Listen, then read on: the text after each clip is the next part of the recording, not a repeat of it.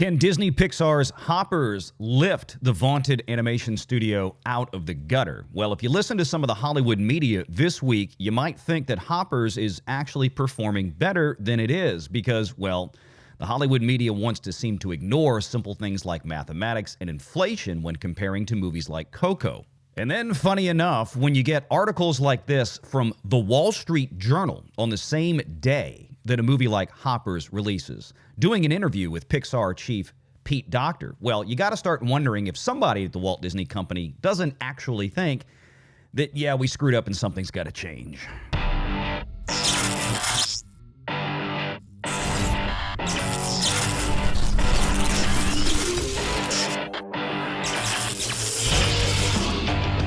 Renegade Online. Well, folks, welcome back. Another great day here at Valiant Renegade. It's good to see all of you out there once again. And if you are like one of the many watching this video not yet subscribed to this channel, please take a moment and turn that little red subscribe button to gray. Hit that like button, hit that notification bell, share this sucker out on the social medias, and of course, please do leave a comment before you head out the door today. Make sure to join us every Sunday afternoon right here at 6 p.m. Eastern for the live show. So just the other day, we had a video talking about the release of Hoppers, and since then, we've got a little bit more information. Now, remember, this is a big $150+ million CapEx or production cost investment by Disney Pixar, so they need some money to get over the hump.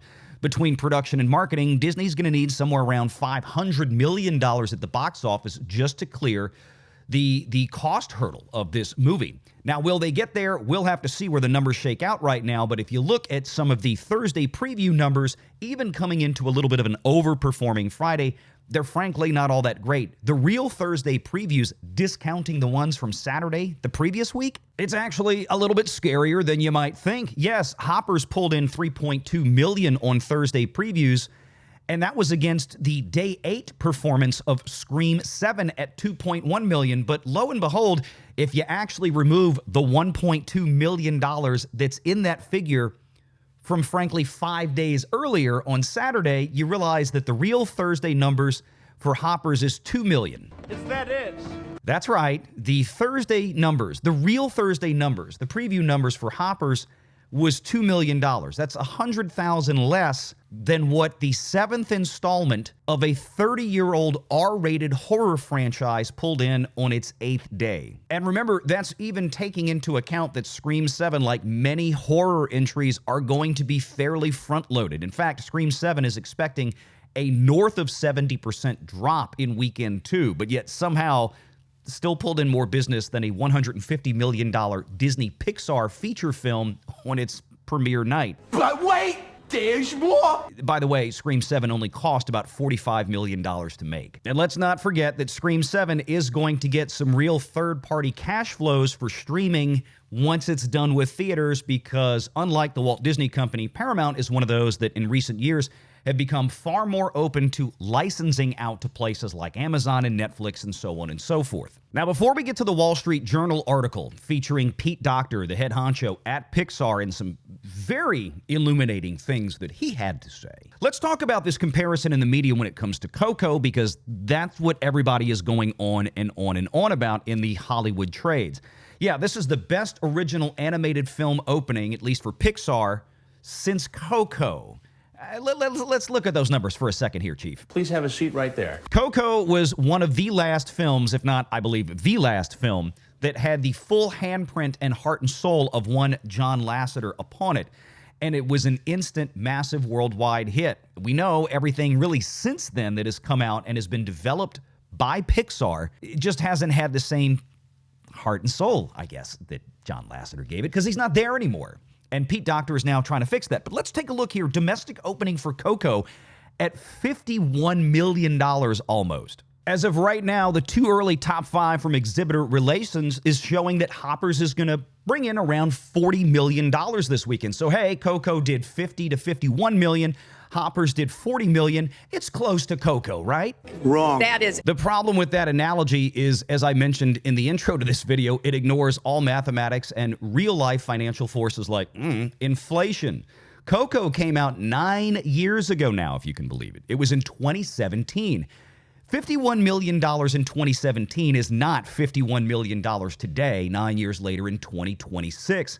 Matter of fact, in 2017, the average ticket price I was paying when I walked into my local theater for a PLF screening of something like Coco was about $11 to $12. Today, it's close to $18. So if you want to sit here and give me a song and dance about how Hoppers is relatively comparable to the opening of Coco, I'm going to tell you that you're either completely ignorant or you're completely lying and you know it. If I took the exact same butts and seats from 2017 who went to see Coco on opening weekend, put them in the same theaters, the same screens, the same time of day they went to go see it, PLF or not PLF, and scaled it up to 2026, we'd have $75 million. That's right, Coco in 2026 dollars, 2026, same butts and seats, 26 ticket prices, $75 million. So now tell me again how close $40 or even $45 million is for Hoppers to the $75 million real adjustment for Coco today if it came out in 2026. It's not close. It's not anywhere close. Now, of course, it's the opening weekend, and this movie is allegedly getting a pretty good amount of word of mouth, and that is frankly the single most powerful form of advertising and promotion and marketing that you can possibly have. And like I said in the previous video, Hoppers has an extreme advantage to it in the sense that it's basically a clear runway for the next 2 to 3 weeks until Super Mario Galaxy comes out. By the way, that movie right now is already on pace to do nearly $150 million domestic opening. So in that sense, this Hoppers movie should have a good chance, but even if it makes it to a full $100 million global opening this weekend, that still means it's going to need to get somewhere near a 5x set of legs just to cover all the costs involved, about $150 million in production, maybe a little bit more, and then probably easily another $100 million in global marketing spend. Hey, but VR, what about this movie that came out from Sony Pictures a few weeks ago? Goat, still in the theater, still rattling around. This thing only did $133 million globally, $77 million domestic. You know, Hoppers is probably absolutely going to trounce this. Well, you would expect it would, but there's a few things that you need to remember with a movie like Goat. Number one, it's made by Sony Pictures, which means what? Netflix is basically paying most, if not probably almost all, the cost of production for this film because Sony has that exclusive streaming deal with Netflix. This movie, by the way, only cost about half of what it cost to produce Hoppers, around $80 million to make Goat instead of $150 to $160 million for the Pixar flick. It's a different world in 2026 than it was in 2018. The streaming landscape has radically shifted the way most studios are churning out some type of cost recovery or profit margin for their feature films. Hell, like we said before, even Universal does a split with Netflix in the pay one window, goes to Peacock for a bit, and then spends nearly a year on Netflix before coming back to Peacock. And Universal is taking in billions of dollars over the course of several years from Netflix for that licensing contract. When it comes to the Walt Disney Company, it just goes to Disney Plus and that's it. They've got to make their money at the theater. And whatever they don't make there, they've got PVOD. But after that, it's done. Trash? And I reposted this last night on X, came from Discussing Film, talking about the Pixar sequels in the works right now. Toy Story 5, Incredibles 3, Coco 2, Monsters, Inc. 3, yet to be announced, to which I afforded the most gracious and honest response I possibly could. Disney, quote, "We completely effed the guy who built this whole Pixar thing and now nothing works, except molesting grossly inferior sequels written by our shit, modern, low-talent staff from the genius-level stuff that that'd be John Lasseter, built because we have no storytellers anymore. Give us money for soulless cash grabs because we're Disney, and that's all we have in 2026. Poop again! Now, at the very least, I can't begrudge Disney for recognizing their financial doldrums and realizing that the only thing they possibly can do is to resurrect what John Lasseter built before they Me Too'd him out of there roughly 8-9 years ago now. But the problem is, of course, the sequels don't have any of the soul and flair that John Lasseter would have put in himself. We saw that probably nowhere better than Toy Story 4, but all Disney cared about was the fact that Toy Story 4, even though it was a crap film, still made over $1 billion somehow because it's got the Toy Story name in front of it. And they're hoping to continue that on with other sequels of the movies we just listed, even though they too will probably be not even 10% of what the originals were. And funny enough, even head honcho at Pixar, Pete Docter, seems to indicate something of a similar nature. From the Wall Street Journal, of all places. Yes, you know, that little thing that all the Wall Street analysts and big bankers and mutual fund companies tend to pay attention to. Don't be surprised if you maybe are already getting some questions at Disney right now from some of those analysts out there on this very article. Pixar needs its next hit franchise. Can its reluctant leader deliver? The Toy Story studio used to print money for Disney, but hasn't made an original blockbuster in nearly a decade. Its top creative executive admits he's made mistakes. Yep, it was about a decade ago when they got rid of John Lasseter. Surprise. Pixar is now pumping out hit sequels like 24's Inside Out 2, but it hasn't had an original success since 2017's Coco, says the Wall Street Journal. Current and former employees say that one of the biggest reasons is that the conflict-averse director encouraged new directors to make autobiographical movies that too many audience members struggle to connect with. In other words, do the Kathleen Kennedy thing and female Hollywood executive writers and directors these days, where you just do a self-insert of yourself, tell your own story because you want to see yourself in your own stories. Yeah, it's just the height of nepotism. And surprise, surprise, almost none of it worked. After a series of disappointments culminating in last year's bomb Elio, Docter is pushing for Pixar to re-embrace the universally relatable concepts like talking toys and monsters in the closet that once made it a juggernaut. He says, quote, "As time goes on, I realize that my job is to make sure the films appeal to everybody." No shit. The Wall Street Journal goes on to say that even though there's a lot of real big positive reviews out there for Hoppers, the odds of success are longer than in the age of Finding Nemo and WALL-E. Across Hollywood, original movies are struggling to get people off of their phones and into theaters. Pixarians, as they call themselves, never heard that one before, are painfully aware that the most successful original animated film in recent years was a streaming hit on Netflix called K-Pop Demon Hunters. Now listen to this statement very carefully. Pixar president Jim Morris, who runs the business side of the studio opposite Pete Docter, of course, on the creative, said the reason for the switch, moving back heavily to leaning on previous Pixar successes to make another cash grab sequel, the reason for the switch is simple. Quote, "Just so that we're profitable enough, frankly, to persist." The head honchos at Pixar, sitting inside of the Walt Disney Company, are actually coming out and publicly admitting to the Wall Street Journal, of all places, that the Pixar studio has been absolutely struggling. Now, I want you to imagine for a second if you took that same thought process of Pixar's struggles in the last few years, who have actually been producing theatrically released content and somewhat popular entries, at least when they went back to sequels. Imagine how bad it was over at Lucasfilm financially the last few years for Kathleen Kennedy.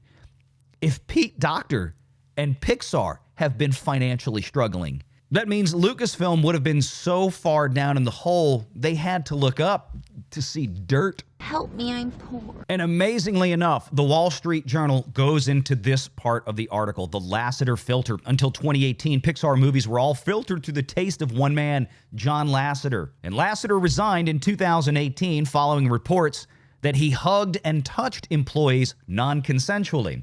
Docter was Pixar's only veteran filmmaker willing to replace him as chief creative officer. Yeah, he resigned. He was forced out the door. He did the resignation under duress, obviously. And look, treating this man in the same vein as Hollywood treated somebody like Harvey Weinstein is absolutely abhorrent, because these two things and these two people were not remotely the same, ever.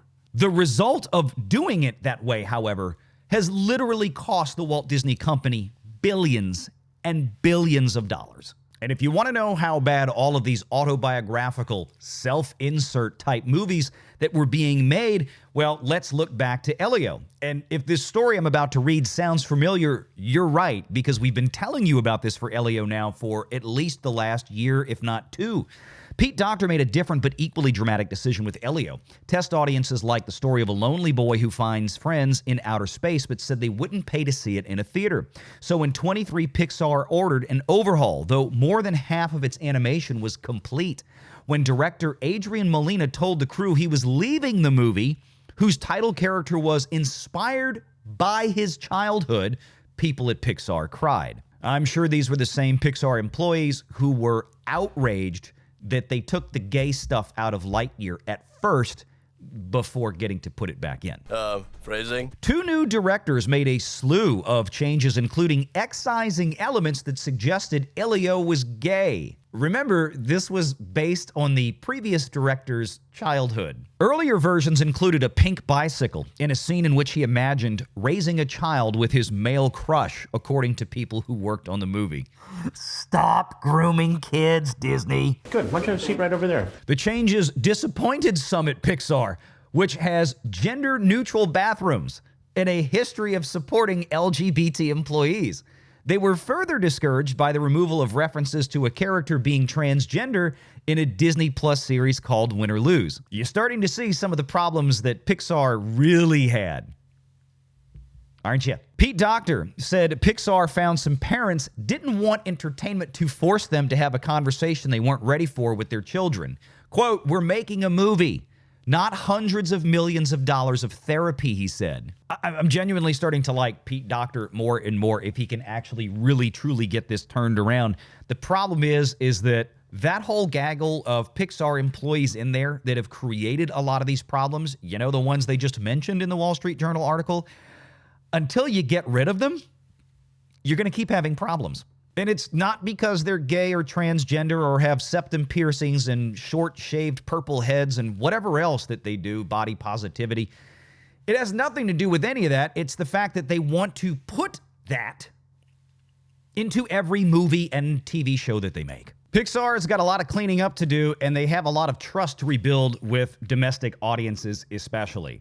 And I don't know if not, but doing a bunch of soulless sequels coming out in the future are going to help. Sure, it'll help the bottom line, and at the end of the day, this is a money-making business and they need to do it. But one of the things Disney really needs to look at to help save their own theatrical side of things is something hopefully Josh D'Amaro, the new incoming CEO replacing Bob Iger, is going to do maybe starting in 2027 or 28. And that is to start licensing these things out to places like Amazon and Apple and Netflix as soon as possible. Stop dumping everything onto Disney Plus. Maybe you can reinvigorate those audiences a little bit more because, frankly, nobody is going to Disney Plus to shop to see what's on television. But let me know your thoughts in the comments below. Is Pixar ever going to be able to get back to where it was? And I'm not talking about just making sequels. I'm talking about having super successful original content. And no, not like something like Hoppers that we can say on raw dollars looks kind of close to Coco, but when you do the actual inflationary adjustments, it couldn't be any further away. Can Pixar actually get back to the John Lasseter days without John Lasseter? Make sure you're subscribed to Valiant Renegade and join us every Sunday at 6 p.m. Eastern for the live show.